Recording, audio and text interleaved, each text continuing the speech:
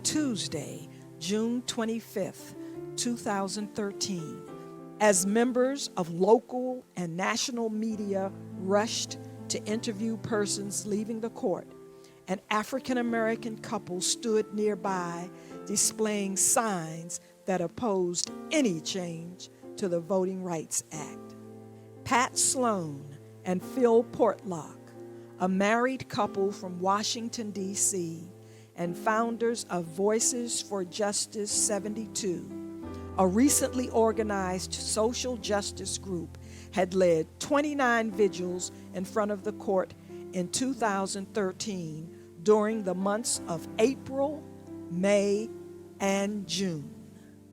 They were visibly upset that the decision was rendered in spite of the recent voter suppression laws enacted in states such as Florida, Texas, North Carolina, Pennsylvania, and Ohio prior to the 2012 state and national election. The court's decision also offered the couple an opportunity to reflect on the long, difficult, and historic struggle by African Americans to obtain and maintain this basic citizenship right.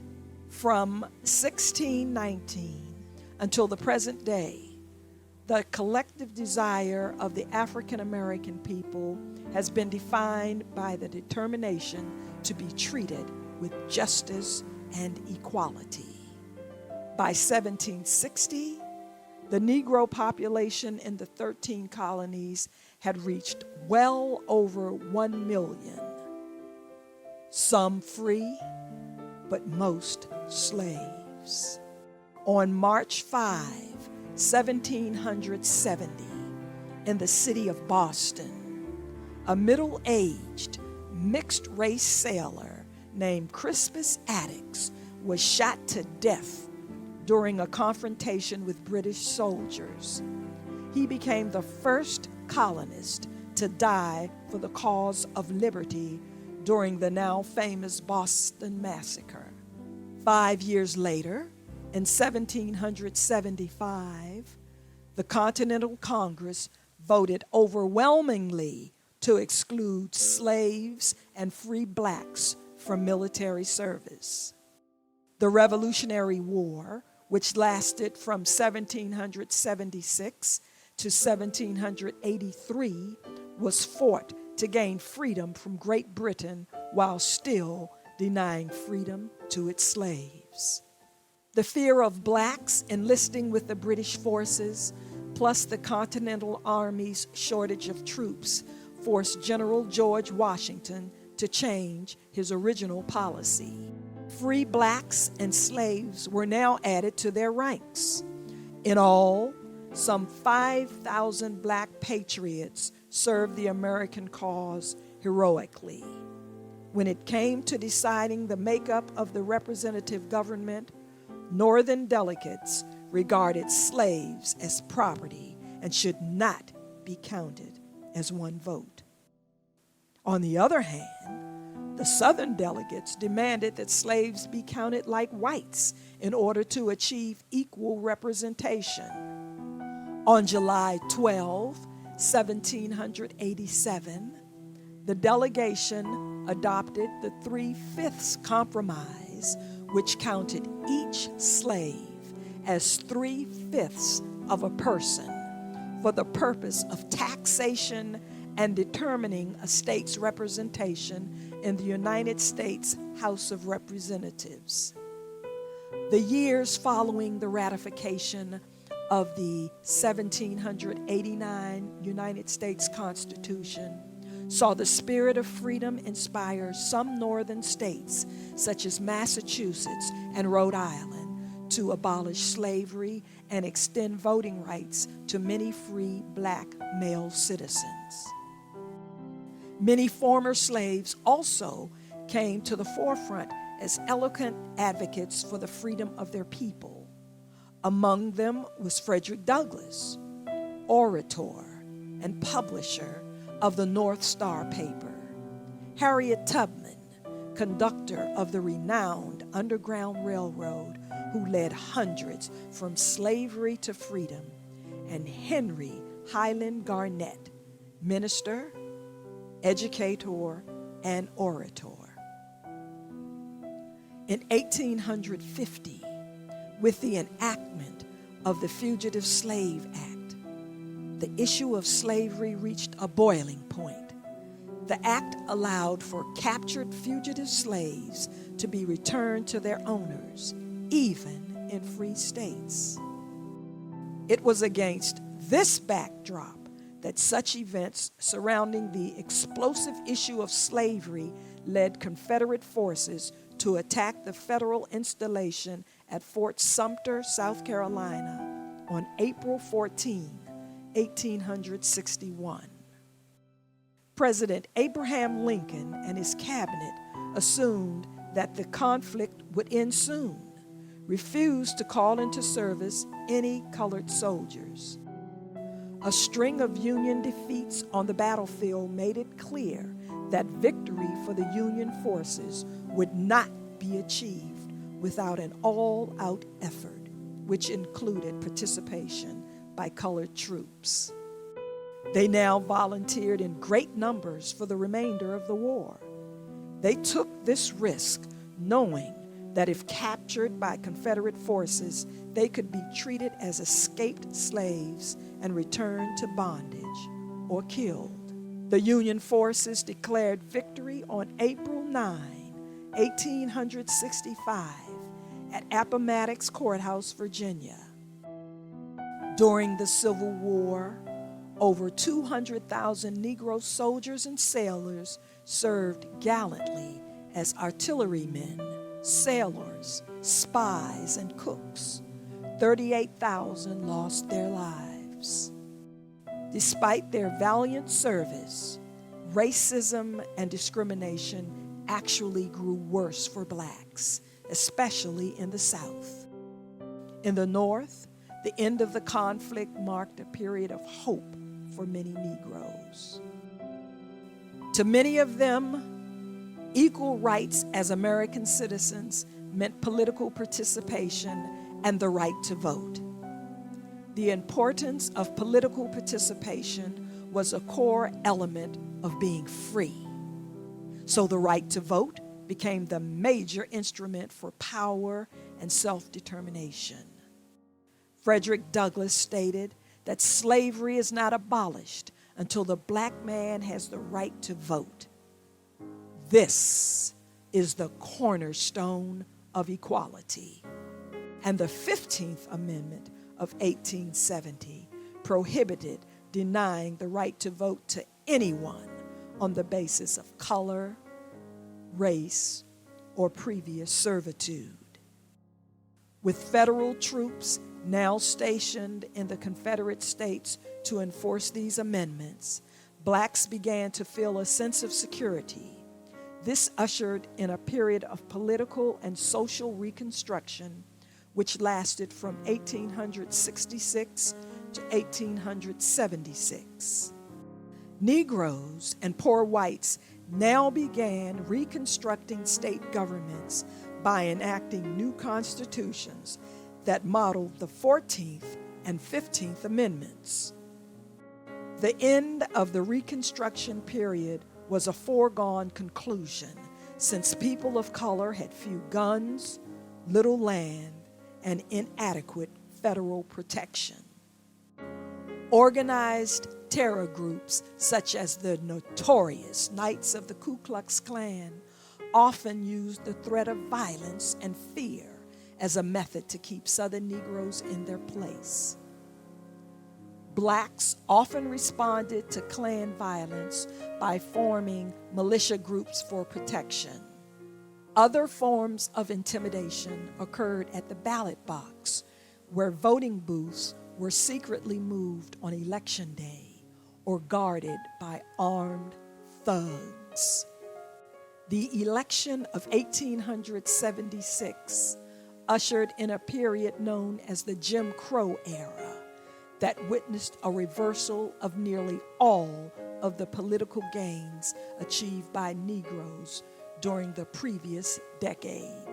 Between 1880 and 1910, most Southern states enacted laws called Black Codes, which made the Negro a virtual second-class citizen. White mob violence and lynch laws were also used against blacks. One of the leading voices of the anti-lynching campaign was newspaper publisher Ida B. Wells Barnett. On February 12, 1909, the 100th birthday of Abraham Lincoln, a group of black and white activists established the National Association for the Advancement of Colored People, or the NAACP, to challenge the lynching campaign and to promote full citizenship and voting rights for blacks. In 1917, the entrance of the United States into the First World War was momentous for black Americans. They were among the first to volunteer, and more than 400,000 served honorably overseas in segregated units. After serving to defend democracy in Europe, they soon discovered that democracy did not exist for them at home. In 1919, a wave of anti-black violence began to sweep the nation.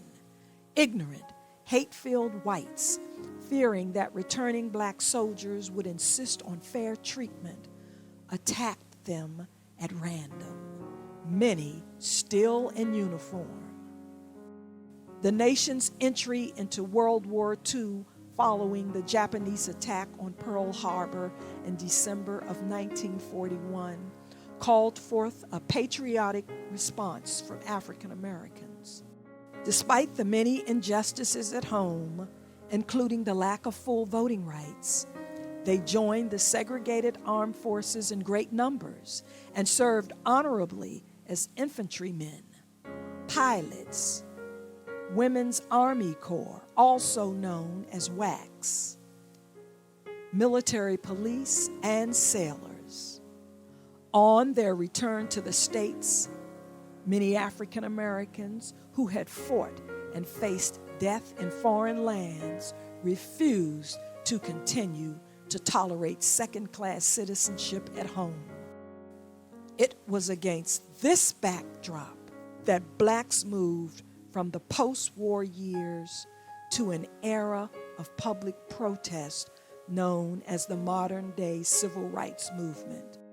One of their first and more successful efforts began on December 1, 1955, in Montgomery, Alabama, when Rosa Parks, a quiet black seamstress, refused to give up her seat on a city bus to a white man.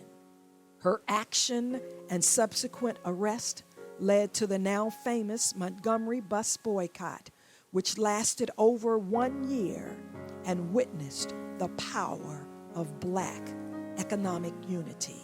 The success of the boycott thrust a young Baptist preacher, the Reverend Dr. Martin Luther King Jr., to the forefront of the movement for racial equality. By 1963, the movement's strategy now turned to the most segregated city in the nation, Birmingham, Alabama. On May 7, a shocked nationwide television audience watched as black youth and adult demonstrators were attacked by police dogs and knocked to the ground by high-powered water hoses. On the evening of June 12, 1963, the struggle for black voter registration in Mississippi suffered a tremendous loss when Medgar Evers, NAACP field secretary, was assassinated in the city of Jackson. To dramatize their demands for equality, civil rights, labor, and religious leaders such as A. Philip Randolph and organizer Bayard Rustin planned a gigantic march on Washington for Wednesday, August 28, 1963, for jobs, freedom, decent housing, education, and the right to vote. On Sunday, September 15, 1963, a bomb planted by white Southern terrorists exploded in Birmingham's 16th Street Baptist Church, killing 4 innocent black girls. In the summer of 1964, the Student Nonviolent Coordinating Committee led over 1,000 black and white college students to Mississippi to organize freedom schools as an alternative to the state's segregated and underfunded school system. Organizers also intended to register as many black voters as possible because the state had the lowest percentage of African American voters in the country. On June 21, 1964, 3 Congress of Racial Equality volunteers, James Chaney, a black Mississippian, Michael Schwerner, and Andrew Goodman of New York, were reported missing. On August 4, 1964, their bodies were found buried beneath a dam in Philadelphia, Mississippi. The all-white Mississippi Democratic Party's refusal to include blacks led to the creation of the Mississippi Freedom Democratic Party. The major showdown occurred at the 1964 Democratic National Convention in Atlantic City, New Jersey, when the Mississippi Freedom Democratic Party attempted to unseat the white-only delegation. Fannie Lou Hamer, a sharecropper from Ruleville, Mississippi, was allowed to address the convention credential committee. She spoke forcefully about being fired from her job and forced from her home for attempting to register to vote, and how she and others were arrested and viciously beaten. She was sick and tired of being sick and tired. Following the 1964 election of Lyndon Johnson, a coalition of organizations led by the Student Nonviolent Coordinating Committee and the Southern Christian Leadership Conference joined to push for the passage of legislation that would finally secure voting rights for blacks. In spite of the potential for violence, organizers felt that Selma, Alabama, was the ideal place to test black voter registration. It didn't take long for violence to erupt. On February 18, following a church rally, 26-year-old Jimmy Lee Jackson was shot by Alabama state troopers who attacked the marchers. Jackson succumbed to his wounds on February 26. It was in part Jimmy Lee Jackson's killing that inspired the Selma to Montgomery March. On Sunday, March 7, 1965, as marchers attempted to cross the Edmund Pettus Bridge, they were forced to turn back when Alabama state troopers violently attacked them with tear gas and clubs.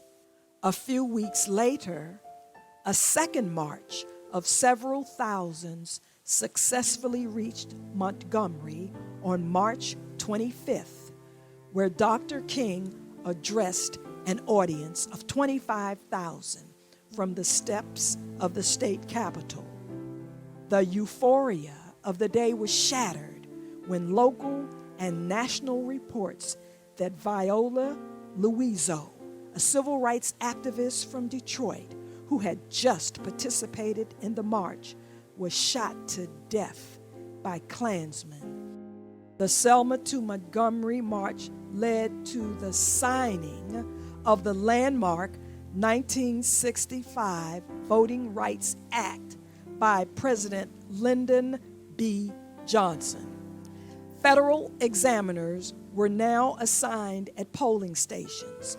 Blacks were now able to exercise this basic citizenship right. It didn't take long before black elected officials became a visible part of the American political landscape. Carl Stokes was elected mayor of Cleveland, Ohio. He served as the first black mayor of a major U.S. city. In 1968, Shirley Chisholm became the first African-American woman elected to Congress, where she represented New York's 12th congressional district. In 1971, the Congressional Black Caucus was founded by 13 members of the United States House of Representatives. They represented 7 states and the District of Columbia. In 1974, Walter E. Washington was elected as the first home rule mayor for the District of Columbia. In November 1978, Richard Arrington was elected the first black mayor of Birmingham, Alabama. Reverend Jesse L. Jackson Sr. ran for the Democratic nomination for United States President. His candidacy inspired a momentous increase in black voter registration. In 1989, L. Douglas Wilder was elected the first black governor of the Commonwealth of Virginia. In November 1992, Carol Moseley Braun became the only black woman elected to the U.S. Senate. She served the citizens of Illinois from 1993 until 1999. In 2004, Reverend Al Sharpton was a Democratic candidate for nomination for the President of the United States. And on Tuesday, November 8, Senator Barack Hussein Obama, a Democrat from Illinois, was elected the nation's first African-American president. In November 2012, he was re-elected to serve a second term. We all stand on the shoulders of those who struggled over the centuries to secure this most precious right. Many did not live long enough to see January 20, 2009, when the nation's 44th and its first African American took the oath of office. In spite of these electoral accomplishments, there remains a sizable part of the American electorate that still view voting as a privilege for a few and not a right for all. In several states, they have enacted restrictive laws that threaten minority voting power. These laws include new voter ID requirements, fewer early voting days, elimination of same-day registration, and the elimination of voting sites, just to name a few. If the right to vote is not important, then why would these enemies of justice go to such lengths to suppress it? If we fail to register and vote, we allow others who don't have our interest at heart to establish public policy. These policies affect every aspect of our lives, and the list is long. Housing, jobs, livable wages, education, health care, law enforcement, international affairs, war and peace, economics, criminal justice, local, state, and Supreme Court justices, even the air we breathe. Remember, a people without a vote is a people without a voice. Stand up and let your voice be heard.